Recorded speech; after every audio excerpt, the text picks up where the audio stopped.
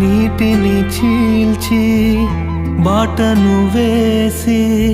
నరులను నడిపించేనే,